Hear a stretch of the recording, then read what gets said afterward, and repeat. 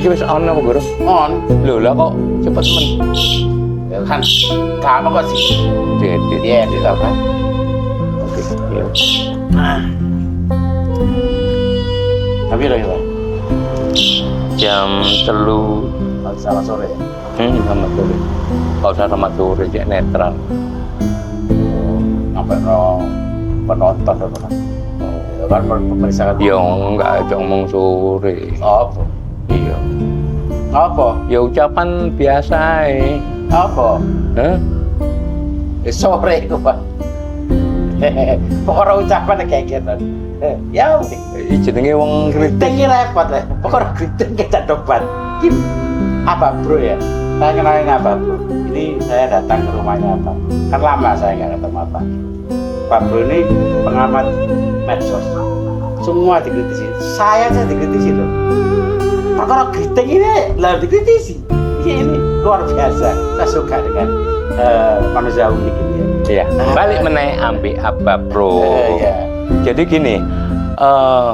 Macam-macam gerak tingkah laku, ucapan, bitutur, apa segala macam ya harus dikritiki. Soalnya ya Pak, kita punya mulut dan pikiran dan punya hati itu standar. Standar apa? Standar manusia yang ajaib tapi ngerepoti. Kenapa? Ya itu sedikit umek ya, sedikit gini gitu. Apalagi pergerakan di bidang apapun ya. Ini bukan fenomena alam, tapi fenomena dari sisi baik itu pemerintahan menyikapi kebijakan umum ya, kebijakan tentang struktural, kebijakan ekonomi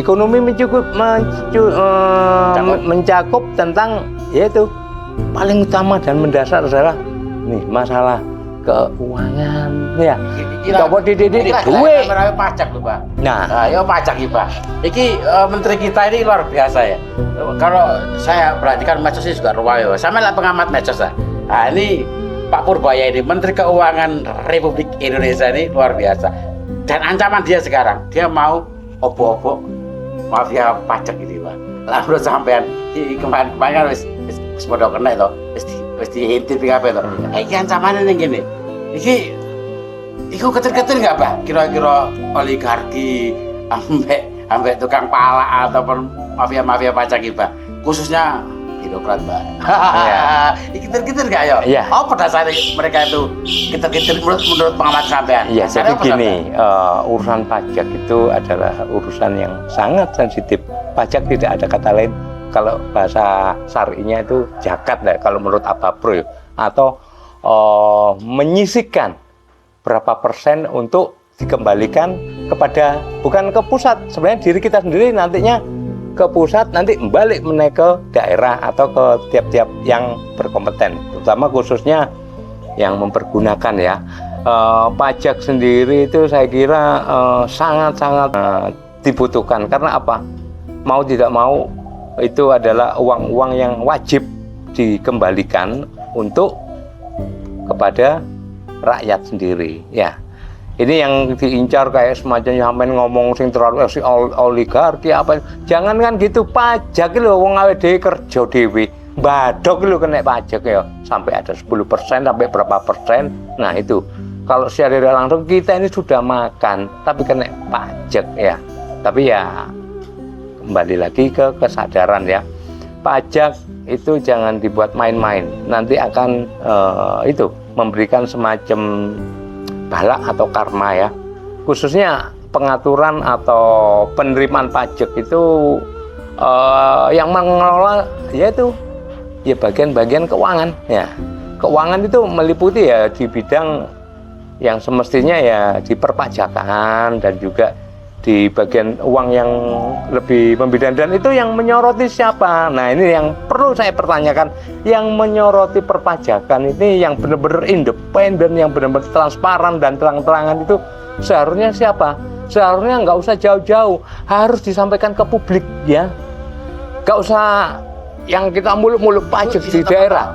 Kayak dia ngoro kendor Pak. Nah gini, untuk masalah pajak yang disampaikan untuk baik itu pengamat, pelaku dan juga khususnya pajak itu harus diterapkan kepada masyarakat, khususnya yang tadi saya udah angan-angan, diperkenalkanlah pajak itu kepada usia dini ya. Usia dini itu dikasih tahu, sosialisasikan ke bawahan atau di usia dini itu, baik sekolah dasar itu utama. Soalnya kalau tidak tahu tentang pajak itu apa sih, maunya apa dan bagaimana, dan ini uang siapa dan dikemanakan. Nah, yang tadi yang saya sampaikan untuk bukan mengkritisi lagi, tapi saya sangat ekstrim ya dalam artian perpajakan ini.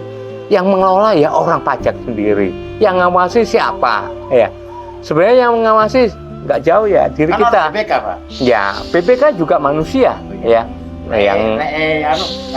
Nah, kalau dibilang, yang dibilang gitu. Nah, ini kayak dulu kayak kasus-kasus yang lama ya, kayak si siapa? Ya, perpajakan balik mana kayak dulu, zamannya Gayus ya, atau gimana. Ternyata ya itu, ini perlu diwaspadai. Seharusnya pegawai pajak atau pelaku pajak di bidang keuangan itu harus menurut saya dibelak-belakan. Khususnya gajinya ini harus diterang-terangan. Gajinya seorang pegawai pajak atau keuangan itu golongan A, B, C, D, bahkan security harus jelas nilainya segini. Soalnya apa? Bukan saya ngomong pajak atau bagian keuangan, urusan keuangan ini keceh duit. Memang namanya ya nominal ya. Pak. Ya otomatis tuh. Gajinya saya rasa kotor. Iya oke ya, tapi masyarakat ini secara tidak langsung kan ada tanda kutip. Iya. Perlu dipertanyakan. Rata-rata pegawai pajak itu gini, nah itu dari mana? Nah, masalahnya gini Pak, kenapa saya tadi nyinggung oligarki ke Adem Panas, gitu. Kan ini Purbaya kan ngintip ke sana. Nah, kenapa? Karena pihak perpajakan dengan pihak oligarki, khususnya perusahaan besar, mereka kan bisa mempermainkan, Pak. Yaitu tadi main mata. Nah, seperti yang saya sampaikan tadi benar, harus ada pengawasan pajak itu secara maksimal, gitu. Karena BPK rata-rata kan di atas kertas, ya. Nah, seperti apa masyarakat maupun pihak-pihak yang bisa mengawasi pajak ini? Karena itu tadi, oligarki, pihak pemilik perusahaan dengan pihak pajak, gitu, pemerintah di pajak ini memperlakukan. Ini kan juga urusan mental juga. Nah, yang saya tak maksud, Pak, adem panas gak kira-kira, Pak. Karena ini selama ini mereka itu bisa wayang bayar 100 cukup 50. Ya, saya ini kudu bayar 100. Ini kan berdampak baik, bagus loh buat APBN. Kan ini pendapatan negara, Pak. Ya. Ya. Makanya kembali lagi dalam pengawasan, apapun bentuknya, apapun produknya, pengawasan kayak dari pengawasan inspektorat, BPK, bahkan yang dibilang ada otoritas jasa keuangan, bahkan di atasnya juga, ya harusnya ada semacam sistem ya. Kalau dibilang sistem, sekarang memang sistem itu semua dari, bukan saya ngomong akal-akalan manusia, semua produk ya. Ini harus adanya kesadaran ya, kesadaran diri. Itu dipupuk dari moralitas ya, moralitas, kesadaran kepada yaitu untuk pengabdian dan juga pembangunan khususnya di Indonesia ini sejauh mana kepeduliannya ini ya. Sekarang kita kalau dibilang sudah merdeka ya, tapi dengan dijajah. Katanya Bung Karno menyampaikan musuh kita adalah bangsanya kita sendiri. Itu memang terbukti. Terbuktinya apa? Ya kayak begini nih, jeruk, minum jeruk rasa jengkol ya. Intinya dalam artian semua ya, baik itu oligarki, bahkan dari pengusaha-pengusaha muda atau lainnya yang penggali-penggali, khususnya dari perusahaan-perusahaan besar ya, dan khususnya juga ini kita lihat semua kan diantem rata dengan pajak ya, sesuai dengan produktivitas atau kemampuan pekerjaan dan hasilnya. Kayak UMKM ini juga kena pajak, contohnya di warung-warung, kafe apa itu kena pajak ya. Bahkan hiburan. Iya, ini kita ngomong di, gak usah jauh-jauh, di Kota Malang aja ya. terus juga kita ini selaku penikmat baik kuliner atau hiburan apa ya kena pajak deh, iki sembadok delok wis nyenengno dari tapi ya kena pajak. Nah, kita harus sadar diri. Makanya pajak sendiri harus disosialisasikan, diblak-blakan kayak semacam struknya apa gimana, harus kasih tulisan besar biar jelas. Oh iya, ini kok mahal, ternyata ada pajak. Nah, makanya kita berlomba-lomba gimana caranya keterbukaan. Ini kan masalah mental dan moral. Yang utama adalah kesadaran diri. Ya, kembali lagi pajak itu tentang kesadaran diri. Lah, kembali lagi ke Menteri Keuangan yang sekarang ya. Pencapaian ya, seperti apa, Pak? Gini, kalau saya melihat dari seorang personnya, saya lihat ya dia energik. Dia memang seorang apa ya, berjiwa, bukan saya ngomong satria, dia memang gesit, SDM-nya luar biasa, dan dia berkat dia bukan seorang politik atau dari politisi perpartaian, tapi ini dia memang sudah mempunyai kemampuan di profesional di bidangnya ya, tanpa melihat. Jadi jangan kayak semacam masalah hukum yang ditutup sebelah mata tapi dimiring dong ini. Ini ditebas semua ya. Ini super hati-hati juga untuk Purbaya sendiri dengan pergerakannya yang luar biasa, karena apapun betulnya dia ditunjuk dari seorang presiden ya, yang pergantian dari beberapa menteri yang lama udah hitungannya kayak apa ya, menteri yang nggak seolah-olah nggak akan ganti, Menteri Keuangan. Cuma itu dok, masyarakat juga jenuh ya, jenuhnya ya paling begitu aja, cuma ngumumkan masalah pajak, masalah keuangan, gini-gini. Nah itu jenuh lah. Tapi ini pergerakan koboi bener ini. Koboinya apa? Dia turba. Bahkan kemarin tuh saya dengar di medsos itu seorang pegawai bea cukai yang ngopi di salah satu kafe itu langsung di itu. Apabila ketemu ini langsung pecat. Itu suatu gebrakan, tindakan yang benar-benar luar biasa. Nah ini dari salah satu pelaku-pelaku masalah keuangan. Ya, ini di tubuh kementerian sendiri juga begitu. Jangan seenaknya. Mereka lagi ngitir. Iya. Mereka kerepotan juga. Nah, kita apa kurang, Pak? Nah, bawah-bawahnya ini juga perlu diawasi juga. Dia juga ngerogotin. Ya, saya melihat sederhananya sendiri, Purbaya ini hanya dia smile, makan ya secukupnya dari kebutuhan ya. Nah itu bahkan dia tidak melibatkan kayak semacam yang lain-lain. Tapi dari pihak APH sendiri kepingin Purbaya ini lebih aman dan nyaman. Karena apa? Ini sorotan dan juga bidikan. Makanya mudah-mudahan saya menyampaikan kepada Menteri Keuangan yang sekarang, semoga selalu sehat dan juga energik dan juga profesional, serta dia mumpuni ya untuk menyelamatkan keuangan negara. Kayak semacam kemarin kereta yang gitu ya, minta anggaran ke APBD ya enak minta APBN, nggak usah, itu urusan lah. Masa dibebankan bisnis to bisnis. Iya. Yang menikmati siapa? Nah ini perlu budaya. Yang pengelola yang dulu oke lah, tapi ya jangan membebankan APBN. APBN ini khusus untuk ya kepentingan anggaran ya, yang di mana daerah-daerah yang membutuhkan untuk infrastruktur, untuk terutama untuk ya kayak kesehatan dan semua lini lah ya, yang kiranya yang perlu diperhatikan. Kayak semacam bisnis lain itu ya resiko sendiri. Kalau memang nggak benar sikat. Leso dikerangkeng. Kan juga ibu mendingin ya. Lah. Sama ini Pak. Satu lagi ini pengamatan sampean ya. Jadi kita juga menyoroti itu sekolah rakyat. Aku sampai begini.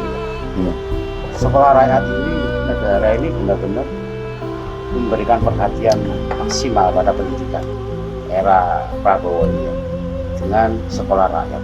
Sekolah rakyat ini khusus untuk warga atau rakyat yang benar-benar miskin. Kemarin itu di TikTok itu kita lihat anak itu dari anak yang kurang mampu ya. Sangat tidak mampu, bukan kurang mampu, sangat tidak mampu.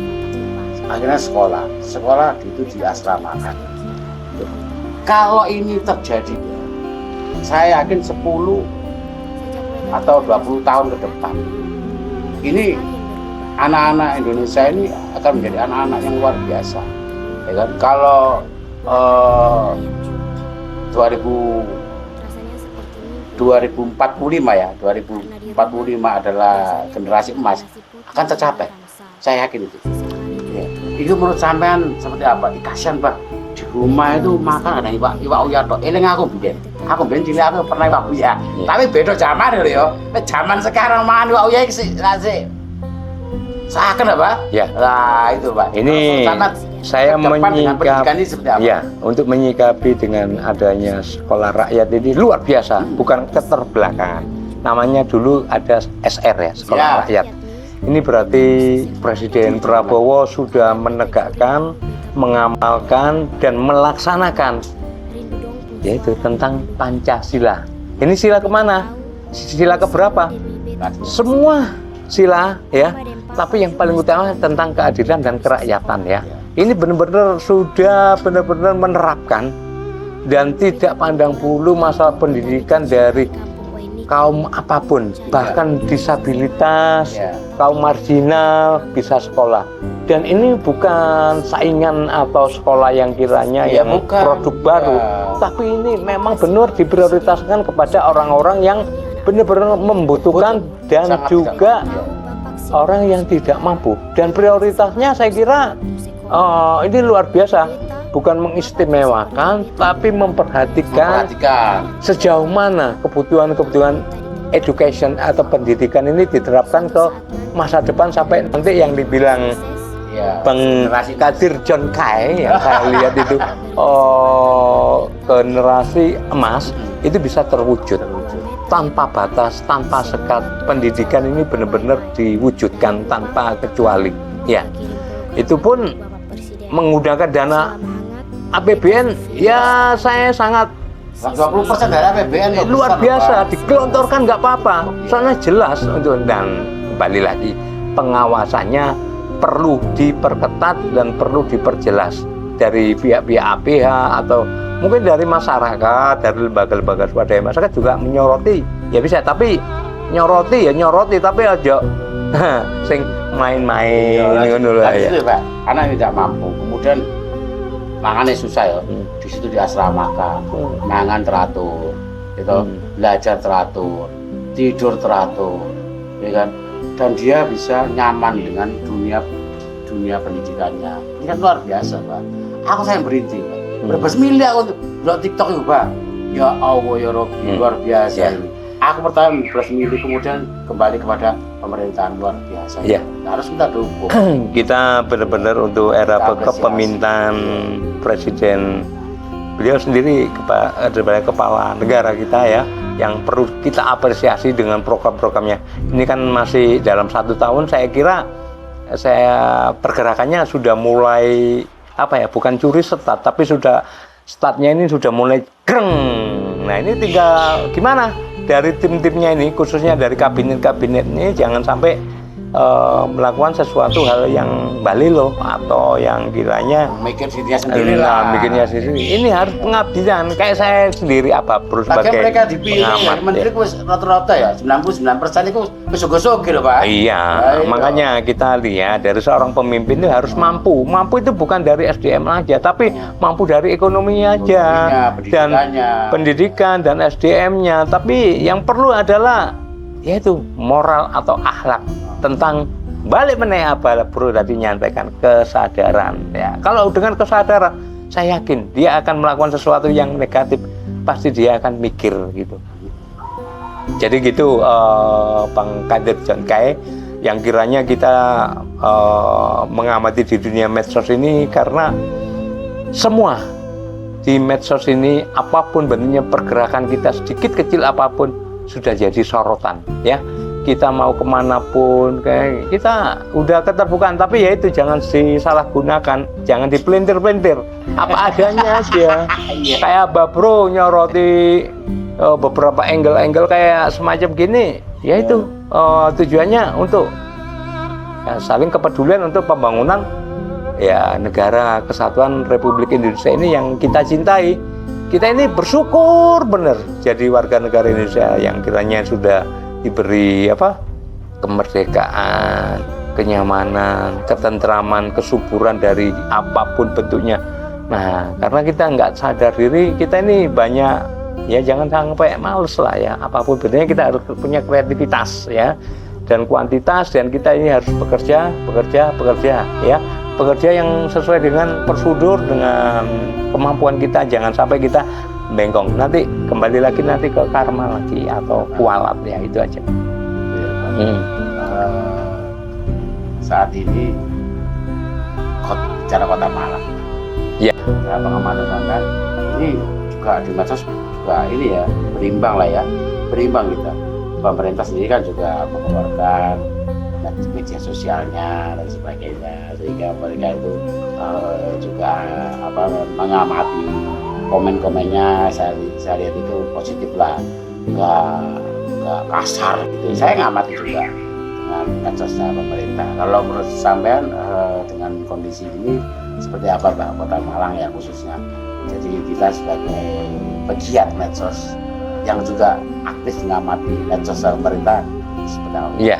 Jadi untuk Malang, khususnya Kota Malang yang saya duduk ini dan saya nikmati ini, untuk masalah pergerakan di siaran-siaran atau di medsos, atau baik itu di modelnya di TikTok, di YouTube, apa segala macam, itu yang bisa memfilter ini sebenarnya kalau di pengawasan dari pusat, dari kayak semacam di pusat informasi apa itu hanya dan itu pun di Kominfo, dan ada cyber apa segala macam, dan bahkan yang bisa mengontrol sebenarnya masyarakat sendiri ya, apapun bentuknya. Yang penting yaitu tentang baik itu SARA dan juga tentang hal-hal yang kiranya menyakiti atau menyudutkan, tapi harus ada cross check and recheck, jangan langsung diuntal ya, jangan sampai dimakan. Jadi jangan asal-asalan. Soalnya tukang becak, tukang bakso, pengusaha apapun juga pegang HP sekarang. Uang dodol tempe,